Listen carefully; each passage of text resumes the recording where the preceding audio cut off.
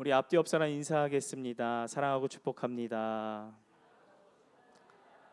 네, 한 번 더 인사하실 때는 참 잘 오셨습니다 하고 한번 인사해 주시면 감사하겠습니다.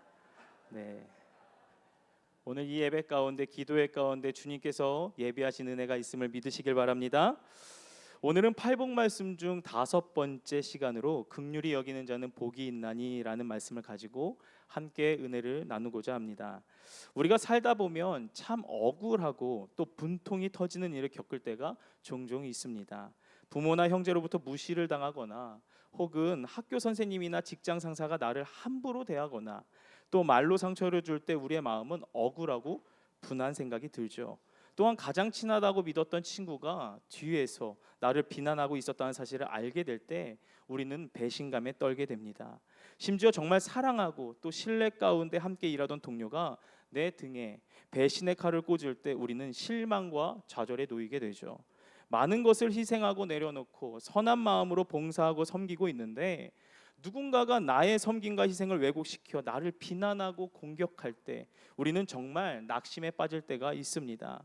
만약 내가 그런 경우를 당한다면 어떨 것 같습니까? 아무도 대부분의 사람들은요, 이런 일들을 당하게 되면 분노하거나 혹은 원한을 품기도 하고 복수를 하고자 할 것입니다. 내가 받는 것 이상으로 갚아줄 것이다. 넌 천벌을 받아 마땅하다. 하나님도 너 같은 놈 절대로 용서하지 않아. 아마도 이런 반응은 많은 사람들의 일반적인 반응일 것입니다. 눈에는 눈, 이에는 이로 갚는다. 이것이 바로 신앙이 없는 사람들의 태도라는 거죠. 그렇다면 저와 여러분, 믿는 사람은 어떻게 반응해야 하는 게 맞을까요? 우리도 세상 사람들과 똑같이 미워하고 원한의 마음을 품고 그 마음을 갖는 게 정답일까요? 내가 받은 상처만큼 상대방을 증오하고 비난하고 공격하는 게 맞을까요? 아니겠죠. 그런데 여러분, 여기 문제가 하나 있습니다. 무슨 문제가 있냐면 우리가 마음속에 이렇게 원한을 품고 증오하고 미워하는 사람을 마음속에 품으면 품을수록 우리의 마음은요, 자유함과 평안을 잃어버리게 된다는 사실입니다. 우리가 품은 증오와 원한은요, 우리의 마음속의 평안과 기쁨을 다 뺏어가 버린다는 거예요. 그래서 결과적으로 우리의 원한과 분노는 나 자신과 우리 자신을 죽일 뿐이라는 거죠. 그래서 우리 주님께서 팔복의 5번째 복, 긍휼히 여기는 자는 복이 있고 그 긍휼히 여김을 받는다라고 말씀하고 있는 것입니다. 그렇다면 예수님께서 말씀하시는 그 긍휼, 도대체 그 긍휼은 무엇을 의미한 걸까요?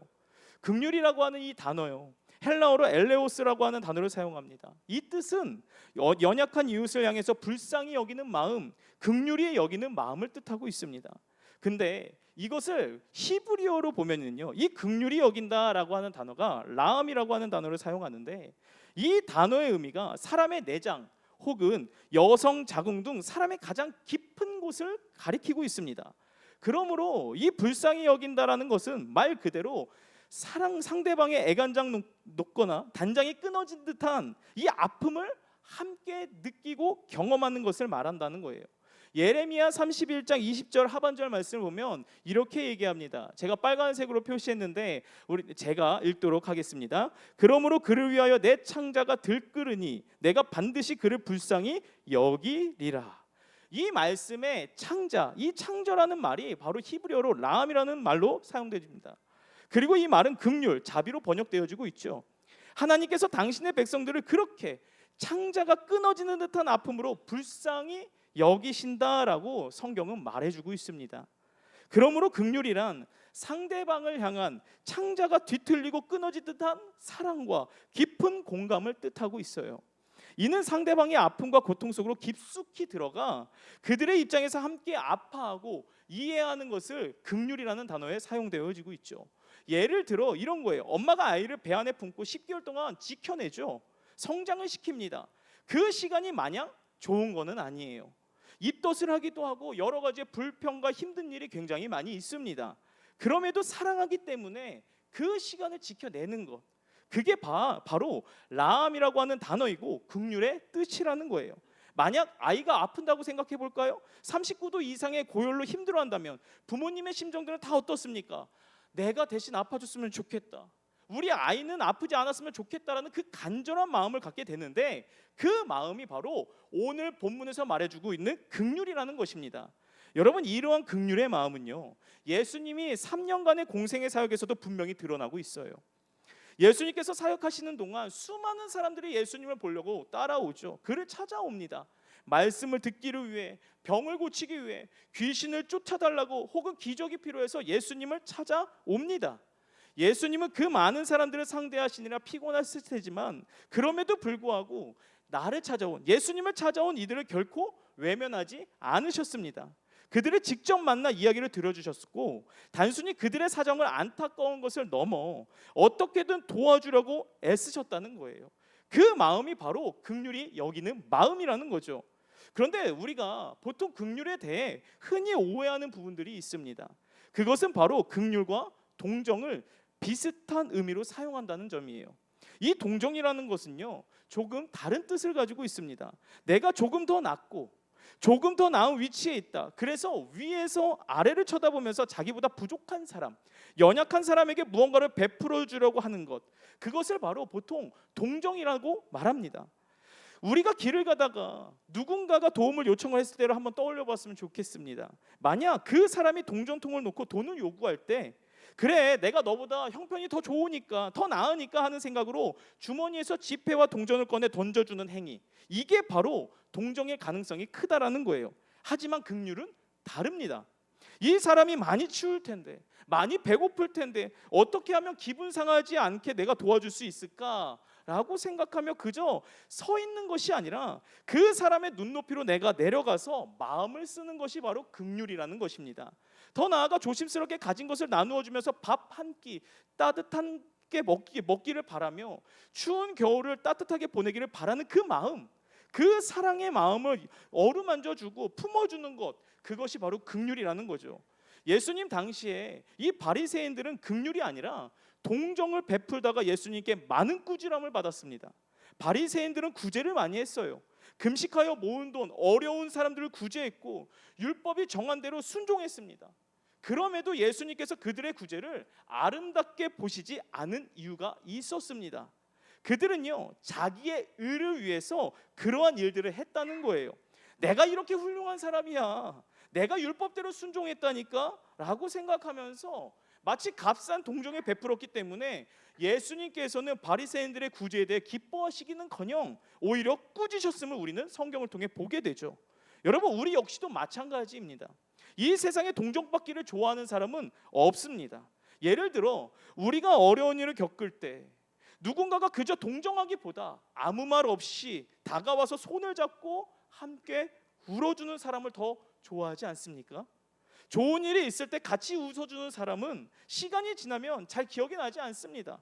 하지만 내가 어려울 때 내 옆에 와서 함께 울어줬던 그 사람은요, 쉽게 잊혀지지가 않는다라는 거예요. 내가 어렵고 힘든 일을 겪을 때 이래라 저래라 훈수 둔 사람은 가슴 깊은 상처로 남기지만 내 손을 붙잡아주고 함께 울어준 사람이요, 가슴속에 쉽게 잊혀지지 않고 고마운 추억으로 남게 된다라는 거예요. 그래서 우리는요, 동정이 아니라 긍휼이 여기는 자리를 지켜야 한다는 겁니다. 이런 긍휼한 마음을 가장 잘 표현한 비유가 성경에 나오는데 바로 선한 사마리아인의 비유예요. 예수님은 이 비유를 통해 주님이 원하시는 이 긍휼이 무엇인지를 우리에게 명확하게 알려주고 있습니다. 이 비유에서는요, 모두가 알고 있듯 사마리아인이 나오죠. 유대인은 사마리아인들을 혐오했습니다. 인종적으로 혼혈이었고 또한 종교적으로 그들은 부패했다라고 여겼습니다. 더욱이 유대인들이 포로에서 귀환하여 다시 그들의 성전과 성벽을 재건하려 했을 때 옆에서 방해했던 사람들 중 하나가 사마리아인들이었어요. 같은 민족인에도 원수들보다 더 악렬하게 그들을 괴롭혔다는 것이에요. 그래서 유대인과 사마리아인들은요, 철천지 원수지간이었습니다. 이 유대에서 갈릴리 지역을 갈 때 여러분들도 다 아시다시피 사마리아 지역을 관통하면 금방 도착할 수 있었음에도 불구하고 유대인들은요, 굳이 빙 둘러 강을 2번이나 건너면서 갈릴리에 오갈 정도였습니다. 이유가 무엇이었습니까? 사마리아인과 접촉하는 것 자체를 부정하게 여겼기 때문에 그렇습니다. 그런데 예수님은 강도 만난 자에 대한 비유를 통해 이 사마리아인을 아주 긍정적으로 묘사하고 계세요. 어떤 사람이 길을 가다 강도를 만났죠. 쓰러져 거의 죽게 된 상태입니다.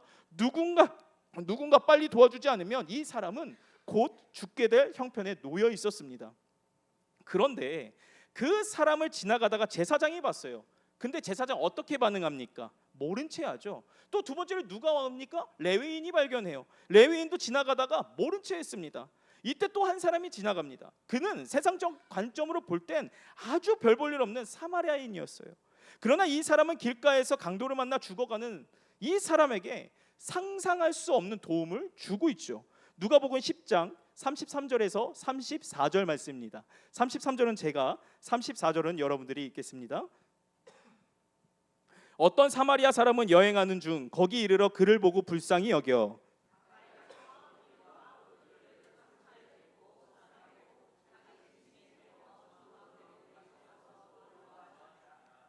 상종하기 싫은 이 사마리아인만 강도 만난 자를 무엇을 했습니까? 도와주었어요. 심지어 그를 주막에다 데려다 놓고 많은 돈을 맡겨주면서 그를 치료해달라고 얘기하며 혹시라도 모자르면 내가 오는 길에 이 돈을 더 지불하겠다, 주겠다 약속하지 합니다. 이 비유를 들은 율법교사에게 예수님은요 묻습니다. 네 생각에는 이 사람들 중 누가 강도 만난 자의 이웃이 되겠느냐? 이에 율법교사가 어떻게 대답합니까? 누가복음 10장 37절 말씀 우리 함께 읽겠습니다. 이르되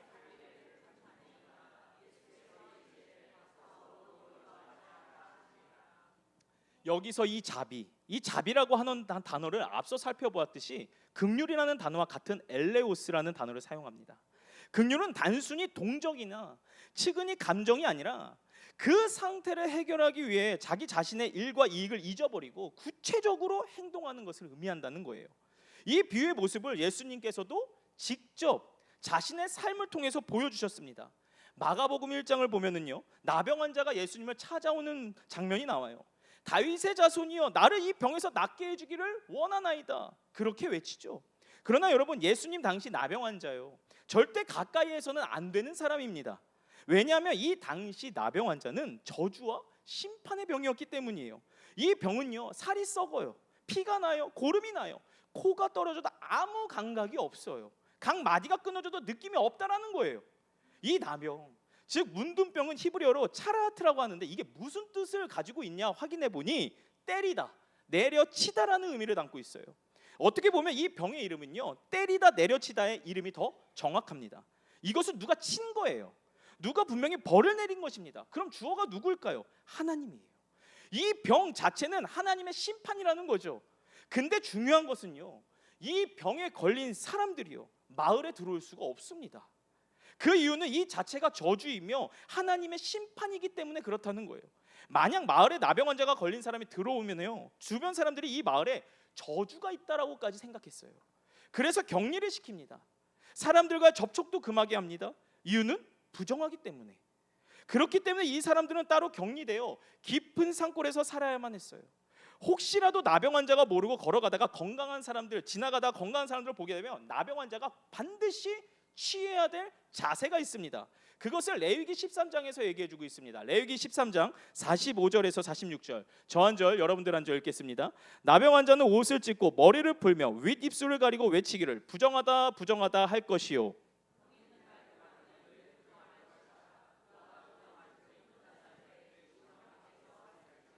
나병 환자가 취해야 될 태도가 무엇입니까? 먼저 자신의 옷을 찢습니다.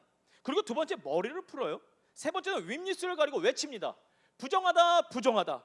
여기 저주받은 사람이 있습니다.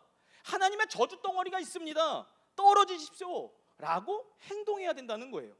여러분 한번 상상해 보세요. 누가 이것을 하고 싶겠습니까? 누가 이 수치를 당할 수 있겠냐는 거예요. 솔직히 자신이 걸리고 싶어서 걸렸습니까? 이 저주받은 병 걸리는 것 자체도 화가 나는데 지나가다가 자신을 본 사람이 있으면 이렇게 행동해야 된다는 거예요. 만약 나병 환자가 이렇게 외치지 않으면요 돌 맞아 쳐 죽습니다. 그런데 예수님께서 그 나병 환자에게 다가올 때 어떻게 하시는가?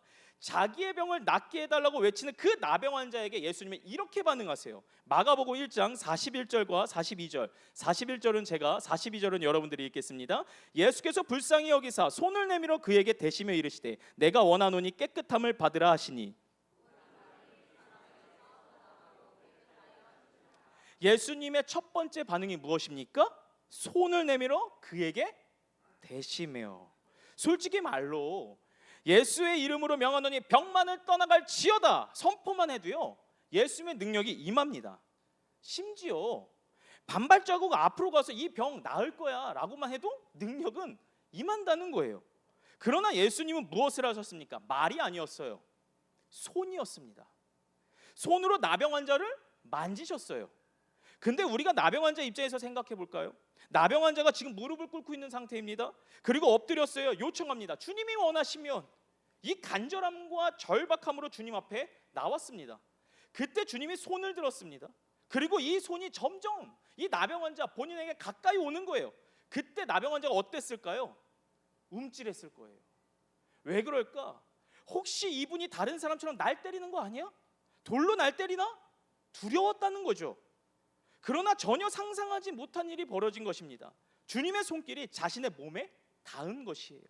피와 고름이 섞여 있습니다. 냄새가 났을 거예요. 그러나 주님은 그 더러운 몸에 손을 대셨다는 것입니다. 굳이 그렇게까지 하지 않으셔도 되는데 도대체 왜 그랬을까요? 여러분, 나병 환자는요, 나병에 걸린 이후 그 누구도 자기 곁에 가까이 온 사람이 없었어요. 누구도 자기 몸에 손을 댄 사람이 없었다라는 말이에요. 왜 그렇습니까? 부정한 사람이니까. 모두 다 혐오의 눈길로 바라봤고요, 그를 무시하고 그를 경멸하기 일쑤였습니다. 그러나 예수님이요, 그 마음의 상처와 아픔까지도 보셨다라는 거예요. 그리고 아셨다는 거죠. 단순히 육체의 질병으로 낫는다고 해서 나병 환자가 온전히 치유를 경험할 수 없다는 것을 예수님께서는 알고 계셨다는 겁니다. 그래서 예수님께서 무엇을 하셨습니까? 그 나병 환자 옆으로 직접 가셨습니다. 그리고 따뜻한 온기를 나누어 주신 거예요. 그 예수님의 손이 닿았을 때 나병 환자 마음은 어땠을까요? 예수님의 따뜻함을 느끼지 않았을까요? 그때 나병 환자는요, 상처난 마음이 치유가 되었을 것입니다. 회복이 되었을 거라는 거예요. 여러분, 예수님의 가장 놀라운 긍휼의 사건 중 하나가 뭔지 아십니까? 바로 하나님이신 그분이 하늘 보좌에 계셔야 할 분인데 우리를 구원하기 위해서, 나를 구원하시기 위해서 이 땅에 인간의 몸으로 입고 오셨다라는 거예요. 이것이 바로 임마누엘, 즉 하나님이 나와 함께 하시다는 하나님이시라는 거죠. 그분은 하늘 위에 그저 동정하는 듯 바라보신 것이 아니에요. 우리와 같은 자리에 직접 오셔서 우리와 같은 고통과 질고를 당하실 뿐 아니라 우리를 위해 십자가에 죽으셨다라는 사실입니다. 그 십자가의 사랑이야말로 가장 큰 긍휼입니다. 방금 보았던 마가복음 1장 41절에서 말하는 이 불쌍히 여기다는 단어요, 원어로 보면 스팔랑크 나조마이라고 하는 단어를 사용하는데, 근데 진짜 신기한 게 뭐냐면 복음서에서 이 단어가 사용되는 본문을 보면요, 예수님의 기적도 함께 나타나요. 예수님의 구원의 역사가 일어난다는 거예요. 예수님의 치유의 역사가 일어납니다. 이것이 무엇을 의미하는지 아십니까? 예수님께서 불쌍히 여기시면 예수님께서 가만히 계시지 않는다라는 거예요. 병에 걸린 사람은 병에 낫게 해주십니다. 귀신 들린 사람은 귀신을 쫓아주시고, 문제로 힘들어하고 문제에 힘들어하는 인생에게 하나님의 구원의 역사가 시작하더라는 겁니다. 그래서 제가 이 본문 말씀을 묵상하면서 한 가지 큰 깨달음과 결심을 하게 되었습니다. 하나님, 저도 이렇게 기도하겠습니다. 주님, 저를 불쌍히 여겨 주시옵소서. 주님 저에게 긍휼함을 허락하여 주시옵소서. 저희 가정을 불쌍히 여겨 주시옵소서. 저희 교회를 긍휼히 여겨 주시옵소서. 여러분, 우리가 이렇게 기도하면은요, 그 자리가 하나님의 역사가 시작하는 자리, 하나님의 기적이 시작되는 자리임을 반드시 믿으시길 바랍니다. 그래서 여러분, 오늘 말씀에서 긍휼히 여기는 자는 복이 있다. 왜 복이 있을까요? 하나님께서 긍휼히 여겨 주실 것이기 때문에 그렇습니다. 아멘이십니까? 이 긍휼이라는 단어요, 영어로 보면 compassion이에요. com은 함께, 그리고 passion은 뭐예요? 고난을 뜻하고 있죠. 결국은 긍휼이 무엇입니까? 함께 고난받는 것, 함께 아픔을 경험하는 것을 의미합니다. 영성신학자 헨리 나우엔이 하버드 대학 교수였습니다. 그런데 이분이 어느 날 이 삶의 공허함을 느끼고 하버드 대학 교수 자리를 그만두고 캐나다 토론토에 있는 데이브레이크라고 하는 정신 지체 장애인을 돌보는 기관에 들어갑니다. 이유는 그들에게 사랑을 주기 위해서 들어간다는 거예요. 어떻게 보면 그 마음은요, 처음에 동정에 가까웠습니다. 그런데 그가 지체장애인들을 보면서 깨달은 중요한 진리 하나가 있었답니다. 자신은 그들을 사랑하고 긍휼히 여긴다고 생각했지만 막상 그들과 함께 생활하다 보니 자신이 준 사랑보다 더 큰 사랑을 자신이 받고 있다는 것을 알게 되었다는 거예요. 그들이 자기를 더 긍휼히 여겨준다는 거예요. 그러면서 그가 귀한 것을 깨닫게 됩니다. 그는 지체장애인들을 보면서 그들의 영혼의 순수성과 하나님의 형상을 발견합니다. 형상된 회복을 발견한 거죠. 그러면서 잃어버렸던 자기 내면의 하나님 형상 또한 되찾게 되더라는 거예요. 그리고 그는 그곳에서 하나님 나라를 경험했다라고 말하며 진정한 기쁨을 누리게 되었다는 것이에요. 그러면서 이 돌봄의 영성이라는 자신의 책에서 이렇게 말합니다. 한번 들어보세요. 긍휼을 주고 받으면 그곳에 천국이 임하게 된다. 다시 한번 말씀드릴게요. 긍휼을 주고받으면 그곳에 뭐가 임하게 된다고요? 천국이 임하게 된다.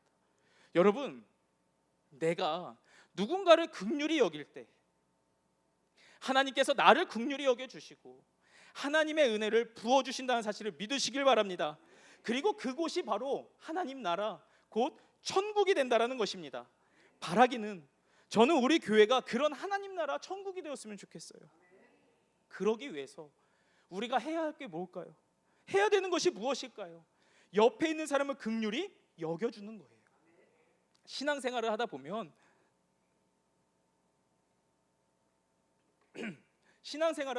요 나랑 정말 안 맞는 사람이 있지 않습니까? 아니 저 사람 도대체 왜 저럴까? 아니 왜 맨날 저런 말을 하고 다니지? 왜 저런 행동밖에 못하지? 그러면서 우리는요 상대방에 대한 불만을 이야기하고 정죄하고 미워하고 공격하는데 늘 익숙합니다. 그런데 여러분, 정죄하고 공격하고 비판하는 대신 그 사람을 긍휼히 여기게 해달라고 하나님 앞에 기도해 보신 적 있으십니까? 하나님, 저 영혼을 향한 긍휼한 마음을 저에게 허락하여 주시옵소서, 불쌍한 마음을 저에게 허락하여 주시옵소서라고 기도해 보신 적 있냐라는 거예요. 내가 서 있는 이 자리가 하나님 나라가 되기를 원한다면요, 진짜 하나님 나라를 경험하고 싶다면요, 우리는 다른 사람을 정죄하고 미워하고 공격하기보다 하나님, 저 사람 참 불쌍합니다, 저 영혼을 향해 긍휼히 여기는 마음을 갖게 해달라고 간절하게 기도해야 된다는 거예요. 그 기도를 통해 내가 서 있는 그 자리가 하나님 나라가 임하게 될 뿐 아니라 기쁜 소식으로 가득가득 채워진다는 사실을 반드시 믿으시길 바랍니다. 바라기는 우리 교회는 나랑 안 맞는다고 해서 정죄하고 미워하지 마시고 이제부터라도 긍휼한 마음으로 내가 서 있는 그 자리, 긍휼한 마음이 없다면 하나님 앞에 간절하게 긍휼한 마음 허락하여 주시옵소서, 불쌍한 마음 허락하여 주시옵소서라고 기도하심으로 긍휼의 옷을 입고 그 긍휼한 삶을 살아가면서 하나님 나라를 경험하시기를 주님의 이름으로 축복드립니다. 말씀을 맺겠습니다. 사랑, 긍휼, 용서의 삶을 너무나도 잘 보여줬던 믿음의 선배 손양원 목사님이라는 분이 계십니다. 모두 다 아실 거예요. 이 손양원 목사님은 일제강점기 시절 여수 애양원에서 나병 환자를 사랑으로 돌보셨던 분이죠. 유명한 예화 중 하나가 발바닥에 고름을 직접 빨아내 치료해 주셨다는 이야기는 그분의 헌신적인 사랑을 보여준 굉장히 유명한 예화로 알려져 있습니다. 그분은 정말로 하나님 말씀대로 그들을 사랑했고요, 긍휼히 여기며 불쌍히 여기면서 그 사역을 감당하셨습니다. 그러던 차에 1940년 일본의 신사참배 강요에 굴하지 않고 5년 동안 옥고를 치르고 믿음을 지켜내셨습니다.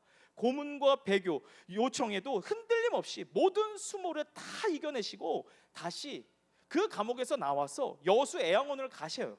그렇게 3년쯤 지났을까요? 강복 후 해방의 기쁨도 잠시, 우리나라는요 좌우익의 갈등으로 혼란스러워졌죠. 이때 여순 사건이 발발했고 이 손 목사님이 두 아들이 좌익 청년들에 의해 비극적으로 살해를 당합니다. 사랑하는 두 아들을 잃은 슬픔은 상상조차 할 수 없을 만큼 컸을 거예요. 아들을 잃은 손 목사님 마음이 얼마나 찢어졌고 아팠을까요? 금쪽 같은 두 아들을 처참하게 잃었는데, 그러나 정말 머리로는 이해할 수 없는 일을 손 목사님이 하시는데요, 이 두 아들을 죽인 원수, 이 안재선 청년을 찾아가서 용서하시고 심지어 그를 양아들로 삼으십니다. 더 놀라운 건 무엇인지 아십니까? 두 아들을 하나님 품으로 안기는 그 장례식 날, 이 손영원 목사님이 9가지의 감사 기도를 합니다. 아들의 장례식장에서 아버지가 외치는 기도예요. 한번 들어보세요. 첫째, 나 같은 죄인의 혈통에서 순교의 자식이 나오게 하셨으니 감사합니다. 둘째, 허다한 많은 성도들 중 이런 보배들을 주께서 하필 내게 맡겨주셨으니 감사합니다. 셋째, 삼남 삼녀 중에서도 가장 아름다운 두 아들 장자와 차자를 바치게 된 축복을 감사합니다. 넷째, 한 아들의 순교도 귀하다 하거늘 하물며 두 아들이 순교하게 됨을 하나님께 감사합니다. 다섯 번째, 예수 믿다가 누워 죽는 것도 큰 복이거늘 전도하다가 총살 순교당함을 감사합니다. 여섯째, 미국 유학 가려고 준비하던 내 아들 미국보다 더 좋은 천국에 갔으니 안심되어 감사합니다. 일곱째, 나의 사랑하는 두 아들을 총살한 원수를 회개시켜 내 아들로 삼고자 하는 사랑의 마음을 주신 하나님께 감사합니다. 여덟째, 두 아들의 순교로 말미암아 무수한 천국의 아들들이 생길 것이 믿어지니 감사합니다. 마지막 아홉 번째, 이 같은 역경 중에 이상 8가지 진리와 하나님의 사랑을 찾은 기쁜 마음과 여유 있는 믿음을 주신 우리 주님께 감사합니다. 여러분, 손영원 목사님이 어떻게 이런 고백을 할 수 있었을까요? 제가 그 감사의 9가지 기도 제목을 보면서 곰곰이 생각해 봤어요. 이런 고백을 할 수 있었던 진짜 비결은 무엇일까? 근데요, 제가 묵상하면서 정답은 딱 한 가지 나오더라고요. 그 비결은 정말 용서하기 힘든 상황에서 하나님의 긍휼함, 불쌍한 마음을 달라고 하는 그 간절한 기도가 있었기 때문에 하나님께서 그 마음 가운데 내주하셔서 그에게 감사의 고백을 말하게 하시고 심지어 자기 두 아들을 죽인 그 안재성의 청년을 양자로 삼을 수 있는 능력을 허락해 주셨다라는 겁니다. 하나님, 그 청년을 향한 긍휼함을 허락하여 주시옵소서. 불쌍한 마음 허락하여 주셔서 불쌍한 마음을 허락하여 주시옵소서라고 기도했을 때 송 목사님은요, 두 아들을 잃은 그 힘든 상황에서도 하나님께 감사의 고백을 했을 뿐 아니라 자신의 두 아들을 죽인 이 안재성 청년 양자로 삼을 뿐 아니라 그를 예수 믿는 사람으로 인도했다라는 거예요. 손영원 목사님은 하나님께 긍휼의 마음을 간구했고 그 기도를 절망의 자리에서조차 감사의 고백을 할 수 있었습니다. 이것이 바로 우리가 추구해야 할 가장 아름다운 복, 곧 긍휼의 복이라고 저는 믿습니다. 그래서 우리는 오늘 이 자리에서 결단했으면 좋겠어요. 여전히 남을 미워하고 정죄하는 사람이 있습니까? 여전히 나에게 상처를 준 사람 아직도 증오하고 계십니까? 그렇다면 지금 그때가 기도해야 될 때라고 저는 믿습니다.